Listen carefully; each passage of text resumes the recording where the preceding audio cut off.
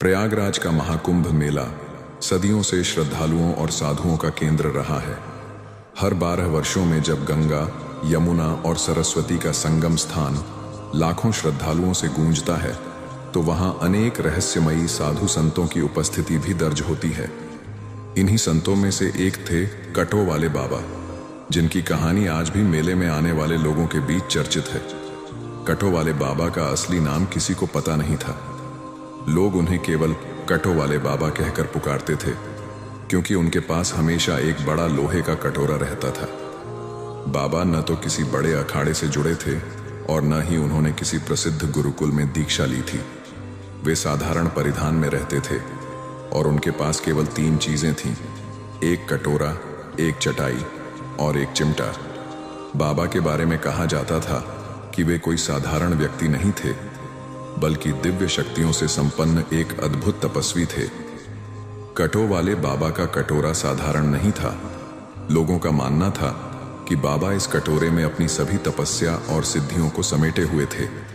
जो भी भक्त बाबा के पास श्रद्धा से आता, बाबा उसका प्रश्न सुने बिना ही अपने कटोरे से एक चुटकी भभूत निकालते और उसे देते। कहते हैं, उस भभूत से हर प्रकार की समस्या दूर हो जाती थी। कटोरे की एक और खासियत यह थी कि बाबा उसमें जो कुछ भी डालते वह कभी खत्म नहीं होता।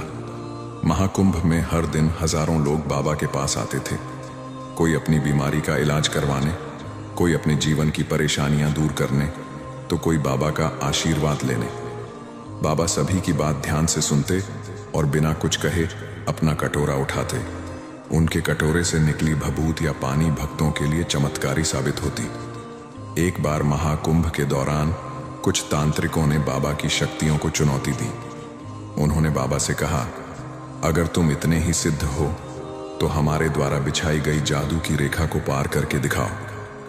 बाबा ने मुस्कुराते हुए अपने कटोरे को हाथ में लिया और धीरे धीरे उस रेखा की ओर बढ़े। जैसे ही बाबा ने रेखा के पास कदम रखा, वह रेखा अपने आप मिट गई। यह देखकर तांत्रिक दंग रह गए और बाबा के चरणों में गिरकर क्षमा मांगने लगे। महाकुंभ मेला समाप्त होने के बाद एक दिन बाबा संगम के किनारे बैठे हुए थे। अचानक उन्होंने अपना कटोरा उठाया, उसमें गंगा जल भरा और संगम की ओर चल पड़े। लोग उनके पीछे पीछे जाने लगे, लेकिन बाबा ने सभी को रोक दिया। उन्होंने कहा, यह कटोरा अब इस धरती का नहीं है। मेरा काम पूरा हुआ, अब मुझे जाना होगा। यह कहते हुए बाबा संगम के पानी में उतर गए और देखते ही देखते गायब हो गए। बाबा के जाने के बाद से ही उनके चमत्कारी कटोरे और भभूत की चर्चा आज भी लोगों के बीच होती है। बाबा के चमत्कारों और उनकी सरलता ने उन्हें अमर बना दिया। आज भी प्रयागराज महाकुंभ में लोग कटो वाले बाबा को याद करते हैं और उनके दर्शन की कहानियां सुनाते हैं। इस तरह कटो वाले बाबा एक साधारण लेकिन अद्भुत व्यक्तित्व के प्रतीक थे, जिन्होंने अपने कटोरे से लोगों की परेशानियां हल करके उनके जीवन को सुखमय बनाया।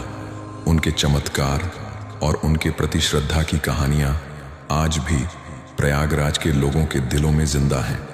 कटो वाले बाबा के संगम में विलीन होने के बाद उनकी कहानी खत्म नहीं हुई। बाबा के चमत्कार और उनकी उपस्थिति का प्रभाव लोगों के जीवन में बना रहा। उनके भक्तों का मानना था कि बाबा अदृश्य रूप में आज भी संगम के पवित्र जल में मौजूद हैं।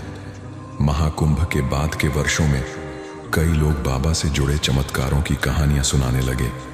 एक बार एक गरीब नाविक जो संगम में नाव चलाकर अपना जीवन यापन करता था, बेहद परेशान था।